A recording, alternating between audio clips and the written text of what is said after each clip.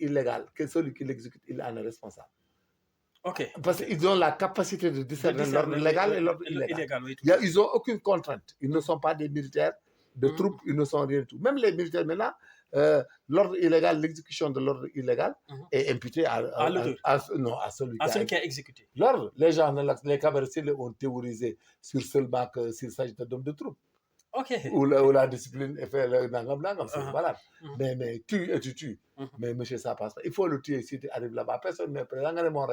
Il faut arrêter et laisser le nom de Macky Sall. Si on veut avoir un État stable, un État crédible, vraiment, on arrête de faire de la délation là sur des gens comme ça, à tout bout de chemin où personne n'est bon. Macky Sall, celui qui attaque au Sénégal, nous subirons les conséquences. Le pays subira les conséquences. Nous serons la risée de tout le monde. Et puis, à mon une théorie de droit, ça sera une juxtaposition de déclaration et de démonstration qui ne va pas nous grandir. Et que ça va aggraver la situation même de ceux qui sont actuellement sur place. Parce qu'il faut trop faire attention en État. Parce que quand tu viens dans un État, à mon ben alal boyor, normalement, on a 1 million. Le Sénégal, da ngay maye. Da ngay nekk ci nguur gi. Da ngay nekk ci biti munoo maye 5 000 par mois nga nekk ci nguur gi di maye 100 000 200 000 nga pense que loolu ça va rester comme ça. Si on continue comme ça. amul benn autorité sénégalaise buy dugg ci gouvernement te ëllëg munoo dem kaso. Si on continue comme ça dans ce système là. ëllëg ak si biir. képp ku fi nekk kilifa DG ak loo mën a nekk. danañ la boole.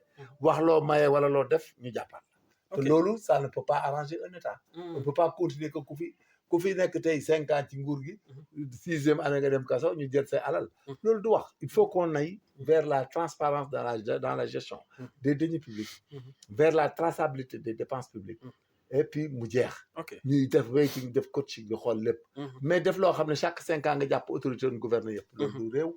Ok, maintenant, comment faire pour cerner pour malversation et d'autres? Non, c'est ça, l'administration, la gestion, il faut contrôler chaque mois. Il faut vérifier les signatures, il faut changer des décrets, que les signatures soient contre-signées, qu'il y ait le système des UF, que tout ce que tu achètes, il faut que quelqu'un contrôle que tu l'as acheté. Et qu'on contrôle où tu l'as acheté. Et qu'il y a ce qu'on appelle les normes ISO, comme les Argus. Tout produit acheté dans des pays modernes, on peut connaître le prix même dans l'ordinateur. Oui, tout à fait. Bien, on va faire un central d'achat pour tout le monde, pour tous les ministères. Oui, tout à fait. C'est tout simplement ça. Les fournitures autres, le central d'achat, c'est lui qui récupère les marchés. C'est comme s'il s'agit de travaux publics et autres. Il y a des UF, des gens qui contrôlent les prix. Et puis, c'est trop simple. Ok, maintenant, par rapport à mon manifestation, tuerie, détournement de fonds, juridiquement, je dis bien, mon attaqué le président Macky Sall. Non, pas du tout. Macky Sall, il n'est pas un gendarme ni un policier. Le maintien de l'ordre importe à l'autorité civile qui est le gouverneur en tête, le préfet, le sous-préfet. Non, le débat qui parle, tu n'as jamais vu le ministre de l'Intérieur ne sort jamais pour aller donner des réquisitions sur eux. C'est le préfet qui donne des instructions. Quand il y a des manifestations, c'est le préfet. Donc, le préfet qui donne la réquisition. La donation des réquisitions et de l'apanage et de l'autorité du préfet et des gouverneurs, de l'autorité administrative. Donc, s'il y a un ordre supposé, il faut l'imputer aux autorités administratives. Mais Lolo, nous quoi c'est par rapport à milliards de détournés. Non, milliards de détournés. Les gars dont on parle. Comme le cas de Farba Ngom. Non, mais Farba n'est pas un opérateur civil. Mais Farba, Farba, il va vous dire où il a pris ça. Alors, allons-y jusqu'au bout, vous allez voir. Ouais, mais il faut moi que je non, Farba, il faut que je business état là. État, il faut que jox say mbokk. Te négal après da nga gis ñu jël ñoo xam dañuy dàq nit jël nit. Da nga gis ku ñu jox marché. Da nga gis ku ñu arrêté ay contrat ba pare jox ñeneen contrat. Ki nga ko jox quelle est la différence? Ñun bu ñu arrêté suñuy contrat fi ñu doon liggéey. Nga indiwaat ñeneen jox leen contrat foo ko teg. C'est de la lâcheté. Foo ko teg c'est de la lâcheté. C'est un abus. C'est même un abus. Par exemple man mi tey mën naa woon man tey. falu ci politique bi ñuy def nii. Mais mën naa taxaw nit ne ko li nga defoon nii foo ko teg. téye ko. Mais est-ce que loolu kon ça va faire marcher un peu téye ko nangu alal la. Parce que maay autorité bi ma damay joxe ordre ñu def ko. fii li ko Ousmane waxee woon dëgg la boobaa aussi autorité bi mooy joxe ordre damay taxaw ne la yow yaa dàq sama doom yaa ma dàq yaa ma arrêté naa nga foo ko teg. C'est un abus. jàpp la nangu sa alal foo koy jooyee fenn. doo koy mën a jooy fenn. voilà loolu mooy tax réew di yàqu. moo day indi ay frustration. indi ay règlement de compte ay vengeance. et ça continue. Et là c'est pas bon. Non, c'est pas bon. Voilà, il faut loolu ñu jéem ko arrêté. ku nekk rek fii nag boo yaakaaree ne ëllëg nag mën nga nekk dara wala ngay wax dara di dem du la neex tu te trompes. Sénégal moom képp ku ci maandu jëloo say matukaay ak say prudence ëllëg loola dal jëlal gis nga bu dee lu ne nga dugal ci sa loxo lu ne nga def yaakaar day continuer ëllëg buñ lay laal na nga gore tu n'as qu'à mourir en souffrance ou bien tu souffres en souffrance comme on dit dans la discrétion parce que xamul tax parce que dañoo nekk ci dëkk yoo xam ne actuellement nii li ci gën a wóor mooy dox cub maandu bañ a lor nit bañ a dugg ci dara parce que lépp ay changé ok nous sommes dans des pays ère changement lañ dem à tout moment tout peut changer tout peut arriver voilà il faut pas t'exposer yow ci yoo xam ne yu amoo ci benn intérêt bul lor nit bul yàqal nit bul duudal nit bul fexeel nit parce que dana ko xam te ëllëg buy fay mën na laa bett wala muy fay sa njaboot tout ça c'est des choses à sauvegarder donc te loolu ça c'est pas bon xam nga tey man ma fekk sa doom parce que yow am na lu ñu jotewoon ak lu ñu taglawoon ak loo ma yàqaloon nangam ma ñëw fekk say doom ak say jabar même dee nga sax ma ñëw di nangu seen alal wala di leen yàqal mais bu yàggee gosse boobu du comprendre il va être méchant lâche day dem bay def moom it lu bon finalement tu as une société mauvaise ngay am société bu bon ngay yor boo xam ne kenn du am yërmande ñëppay soxor ñëppay bon parce que ni muy fonctionner la te dara wóorul gis nga fi nga nekk nii nit mën na la faa fekk jàpp la ba pare nangu sa alal doo am foo ko joxee tout à fait ça peut arriver à tout moment ça peut arriver à tout moment il faut arrêter tout à fait chose importante voilà à comprendre à comprendre alors bu ñu waxee ci président Macky Sall ñu gis ne son frère Mansour Faye dafa sorti récemment daal di wax rek ne président Diomaye dafa war a séparer wu ci ak premier ministre am di Ousmane Sonko ba pare nag ne n'attendre loxoom kii di président Macky Sall ñu liggéey ensemble bu fekkee ça dans l'intérêt de la nation bu bëgg na réew mi bu bëggee également bëgg na def ay résultats parce que voilà loolu waxu politicien la mais la première déclaration elle est négative la deuxième elle est positive ban moo négatif d'abord on commence bu négatif le fait de dire que Diomaye na dàq Sonko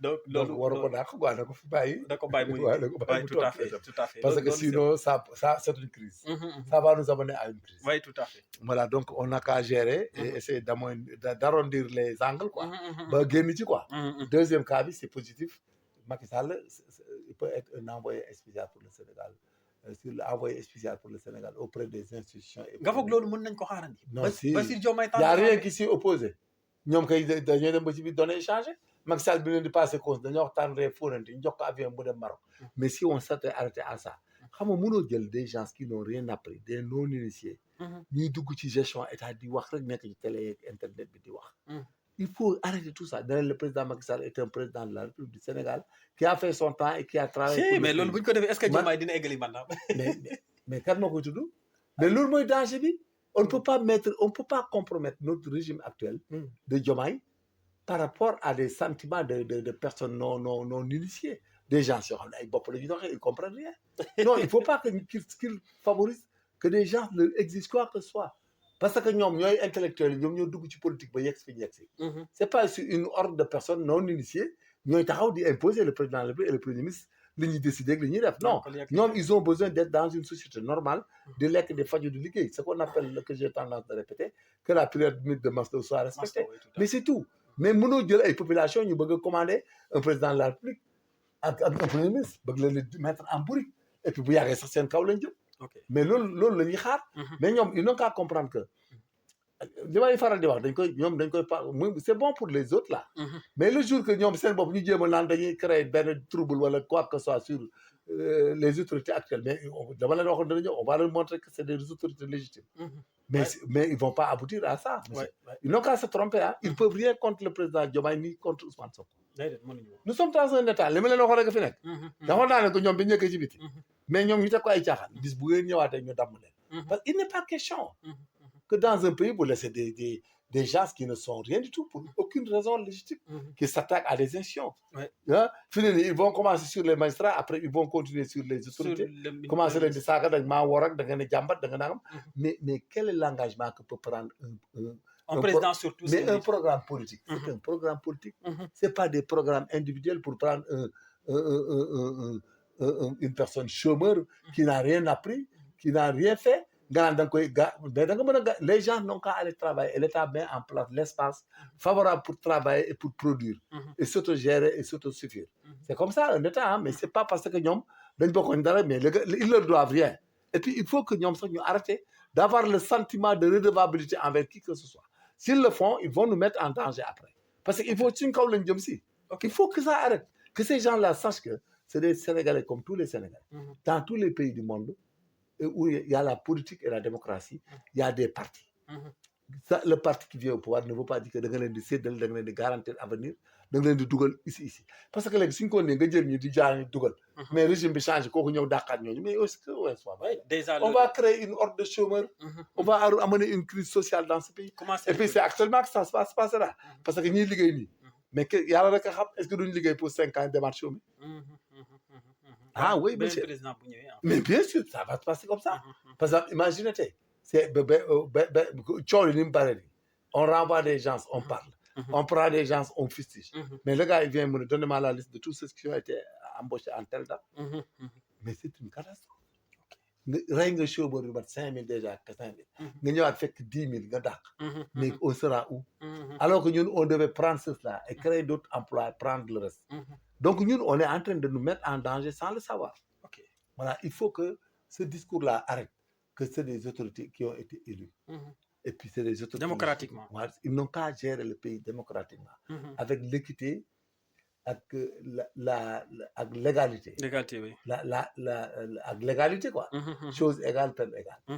C'est-à-dire qu'on est comme en droit, quoi. En droit. Qu'on est lié à Mdara, voilà. Mais quand tu as nourri, presque on se met en danger. Parce que l'exemple là, par exemple, je donne un exemple. Je fais la politique, on fait la politique. Mais on prend le pouvoir. Mais on me nomme ministre de manière, non, monsieur, on renvoie tout le monde. Mais écoute, tu m'en donnes. Et puis, il y a beaucoup de licenciements. Il faut que le président de la République. Le syndicat des travailleurs. Ils n'ont qu'à veiller sur ça. Il y a un aéroport qui argumenté dans AIBD. Il n'a aucun argument à produire entre nos mains. Parce qu'il a trouvé. Il a trouvé AIBD, donc il faut faire que nous dormons.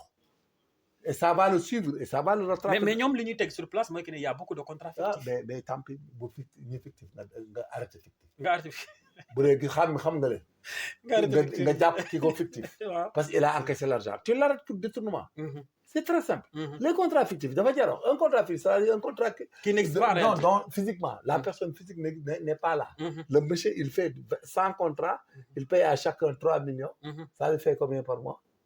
300 millions. 300 millions. Oui. Exemple là, vous pouvez ça par là. Donc, arrêter.